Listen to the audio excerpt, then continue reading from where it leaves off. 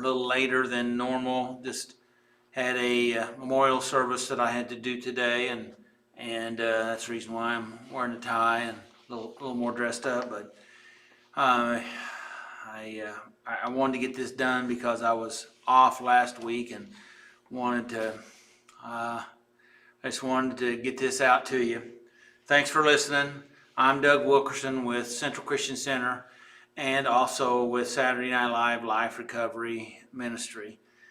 We're here as a church and as Saturday Night Live is to try to help people, try to turn the light on to make a difference in their life. Pastor Hank and myself and the rest of the staff and others that minister here at Central, we just want to try to help you to find your way through this, sometimes this minefield of life. So anyway, I do different things, and I came across this information and I thought that might be a good one to share. So here we go. We're going to try to share this with you today. So my title today is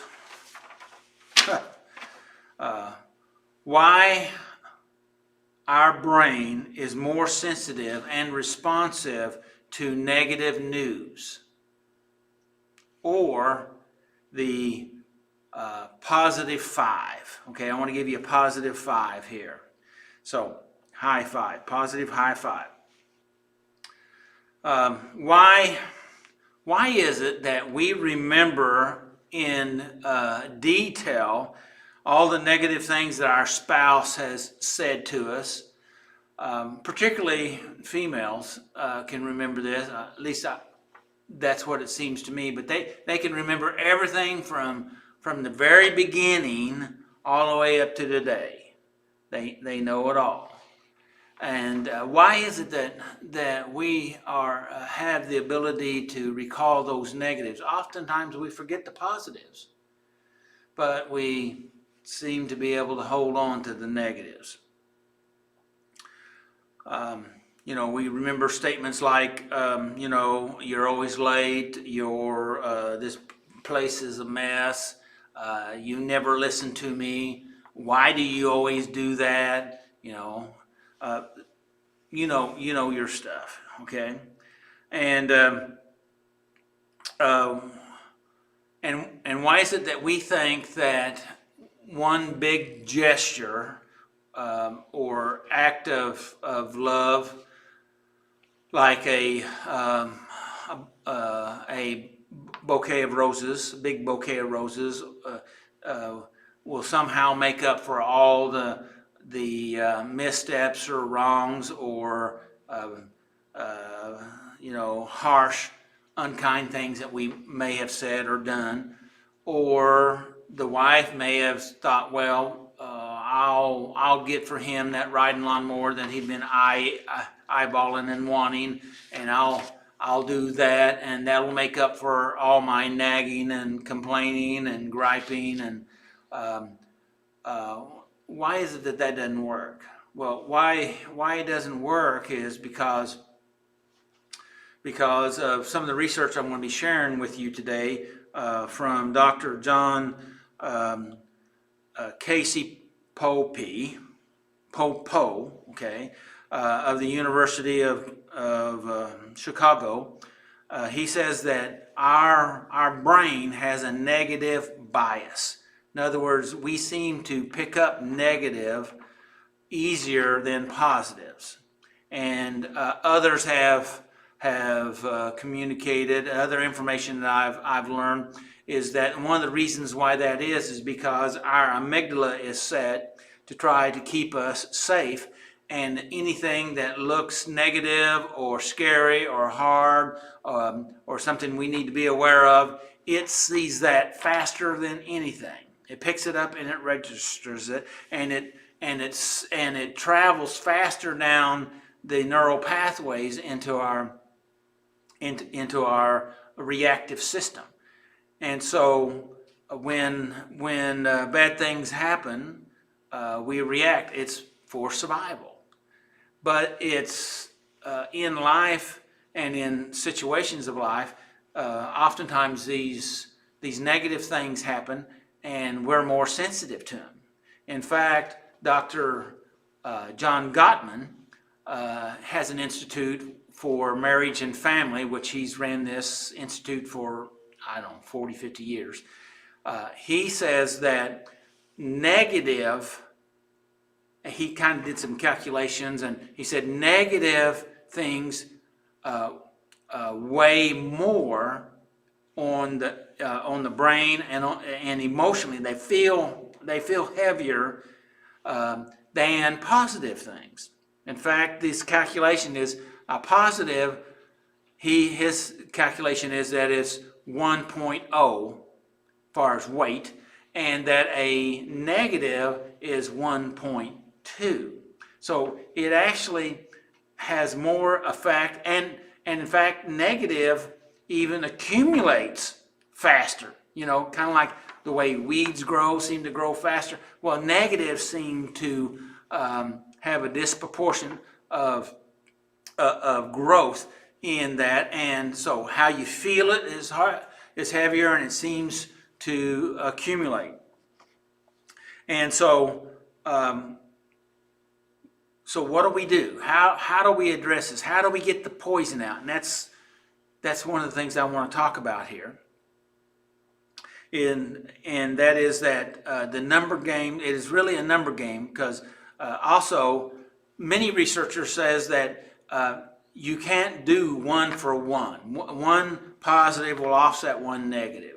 Dr. Gottman says it takes 5 to 1. He said at the very least, other researchers say 2 to 1. Okay, Einstein said before he had all this other research that these others have done, but he said, from what I understand, what I was taught, was Einstein said that it takes 11 positives to offset one negative. Gottman said, really, in couples, that in his research, the couples that are doing well in their relationship it's 5 to 1, 5 positives to 1 negative, and any of those that are less than that, they struggle in their relationship. But he also said this. He said it. I heard him say this. He said, but those that have really, really healthy and successful relationships, they do 20 to 1. And I know that for some, that may seem like a staggering amount. But the question is, do you want to have things better in your life? This is just a tool. This is just an idea. This is just a thought. Anything is better. Any improvement is better than no improvement. Okay, and maybe things are going okay in your relationship, in your life, and maybe it's not. Maybe it's not your spouse that you need to make some adjustments on. Maybe it's just everybody around you. Does anybody here know anybody that's just negative and complains and gripes about everything? They see bad in every sunny day. Okay, and so here are some suggestions that were made about how to appropriate these positives. Okay. Well, Gottman also, one of the suggestions he made was that you should create a list of all of the fine qualities or good qualities of your spouse, at least 15, and then add to that through the week, and continue to add to it, and do it for 4 weeks. Because whatever you focus on, that's what you're going to see. And it works that way. And, what kind of qualities? Well, if you're the husband, whatever. My spouse takes care of the kids, does the grocery shopping, mows the yard, fixes things around here, makes me laugh. Just all the different things. And sometimes we have to think about it, because the positives kind of drift away. Oftentimes when I talk to folks, I say, well, what actually drew you two together? And sometimes people have to think about what it was that drew them together. And I've even had couples in my office, and I don't do a lot of marriage counseling or couple counseling, but I've had them do this exercise right here, looking at each other and start to say good thing about the other. And after they have gone back and forth a little bit, saying some good things start to happen. There's an emotional effect that takes place when you start to begin to speak positive things to somebody else. We'll get to that a little bit more here in a minute. So what we need to do is we need to start to say these things, but we need to think about what we're saying flat out. And there were some suggestions made what things we could say. And the first question is, does this really need to be said? Does this really need to be said, what you're getting ready to say?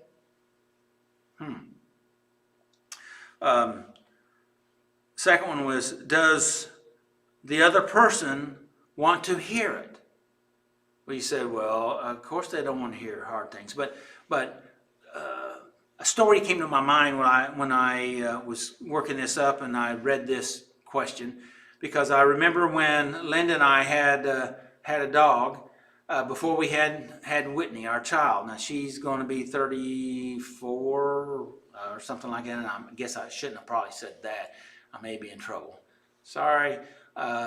Anyway, before we had Whitney, and we had tried to have children for 15 years, and that's a big long story.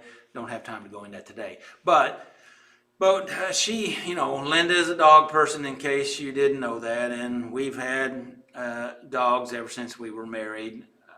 Dogs, cats, guinea pigs, squirrels. I don't know. It goes on and on. So did I say cats? We're catless right now, which is okay, and I don't need any help in that area. So anyway, she came to me and said, our dog, right after our daughter was born, says, I think she's lost her hearing. And I made a noise. It was kind of trying to startle the dog. The dog wasn't looking at me, and the dog reacted. I said, the dog's hearing is okay. The trouble is, she just stopped listening. The dog stopped listening because she had our undivided attention until the baby got there, and now all the dog was hearing: stop, quit, get down, get off the couch, stay out of the baby's face, stop. It was all negative, because all the attention was going to the baby. I said, if we change, the dog will start listening, because she would let the dog out, and the dog always stayed real close and always came right back in when she called for the dog. And our behavior changed, and guess what? It was a miracle. The dog had its hearing back again. So this question was, does the other person want to hear it? So, are those around you listening? Do they want to hear what you have to say? Okay? And if they don't want to hear what you say, maybe it has to do with what you're saying and or the manner in which you're saying it. Let's go to the next one. Does it build them up? Is it wise? Is it going to be better for me? Is it going to be better for the other person? Is it selfish driven, or is it love driven? Is it better about me, selfishness? Is it about the other person? That's love. Okay? Interested in them. Can it be said gently, kindly, with love? Can it be? I'm sure it can. Does it give blessing? Are you Is it a form of blessing people? These suggestions, these questions are only about if you want to try to improve your communication. Because you see, husbands, wives, children, friends, everyone's emotionally starved.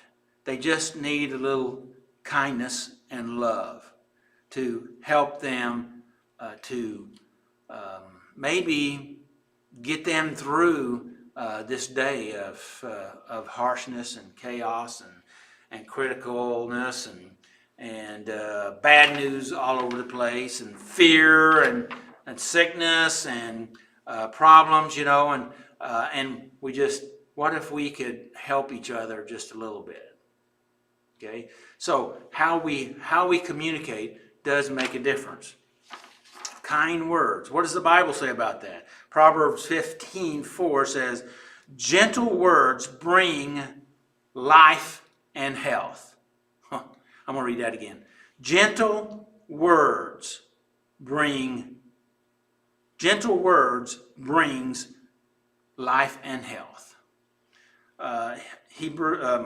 Proverbs 16:24 says, kind words are like honey, sweet to the soul and health to the body.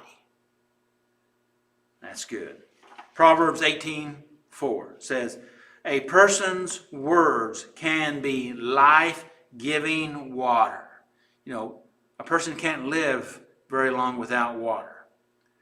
And having love, having this kind words nurtures and helps restore their soul, their body around us. Words of truth, true wisdom are the refreshing as a bubbling brook. Okay, the positive 5 that I talked about. These are the positive 5 that we can do to help us to have better connections, better relationship, and also to focus us on doing more positives than negatives. Hey, negatives are going to happen. Yes, and there are some difficult things out there from time to time that we have to deal with it. But it's how you deal with it, okay? The scripture says the letter killeth, but the Spirit brings life. So we can either use the letter or truth that will harm people or heal and help people. Here's the 5 things, real quick. Number 1, meaningful touch. And this touch is, it can be a handshake, it can be a hug, it can be an elbow bump. Touch is so important, but it's how you feel about the touch, that you're actually emotionally involved in that action, that it's actually an expression of how you feel, okay? And it can be, tap on the shoulder, it can be a grab of their arm, it can, any meaningful touch means so much. There is a unseen power that is transmitted by touch. And they've actually done research, it's been back in the 50s, I believe, about babies that actually had the failure to thrive because they were not touched. We need to have that touch. There's life there that's transferred with touch. Now, I'm not talking about sexual touch, okay? Primarily, I'm talking about meaningful touch. Number 2, listening ear. Listening ear means that you're focused on what the other person's saying. How many times have you tried to talk with somebody and they looked over your shoulder or looked away or looked around, and not because they, something startled them, but just they were looking around for who they'd rather be talking to, or they just, whether they realized it or not, what they were saying unconsciously is, I don't really want to listen to you. And so I'm ignoring you. A lot of times I've had people that were literally mad at me that maybe I was speaking, I was doing something here a few weeks back, and I was giving some instruction to a group, and there was one lady that was mad there, and she just would not even look at me. At least that was what I was seeing out of the deal, is she just would not even look at me. And what was that saying was that she wasn't listening. She didn't want to connect. She didn't want to listen. I've already said that. So, and so listening ear, and let me say this, particularly we guys, we come home and we sit down, we may turn on the TV or something, or get involved in something, whether it's a ball game or news or whatever, and your wife wants to talk to you, or your kids want to talk to you, they want to talk to you. And what we need to do is we need to listen. We need to give them our attention. We need to look them in the eye and hear not only what they're saying, but what's behind what they're saying. And that connection will pay off. You say, well, I don't want to miss this that's on TV. Well, and I know sometimes there's things that are important, but are they more important than this moment with your wife, your spouse, your husband, your children, your parent? Because, hey, I just did a funeral today, and of course the family didn't know that this young man was not going to be there the next day. He was a young man, and and so please just think about it. All right, we're at number 2. Number 3. Approve without conditions. Okay, now this is really hard. Okay, in our performance-based world, where we're conditional about all kinds of things, and some of it's so unconscious. And we need to give approval not based on the conditions. I approve you for who you are, not for what you do or don't do. Okay. I may not like what you do or what you don't do, but I approve of you. I love you because you're valuable. You're important. Whether you do things that I don't like, or you're not doing things that I want you to do, but you're important. Okay. So we need to give that approval without conditions. Number 4, an act of love. An act of love, there's all kinds of things we could do as an act of love, and different people respond to different kinds of acts, but an act of love, and particularly if you could give acts of love or acts of kindness to an individual, what they respond to, then I would recommend they do that. And one time soon we'll probably talk about the emotional bank account. And the emotional bank account is that you have to put so much emotional deposits in this emotional account, which they hold for you, because we make a lot of emotional withdrawals, so we have to make emotional deposits.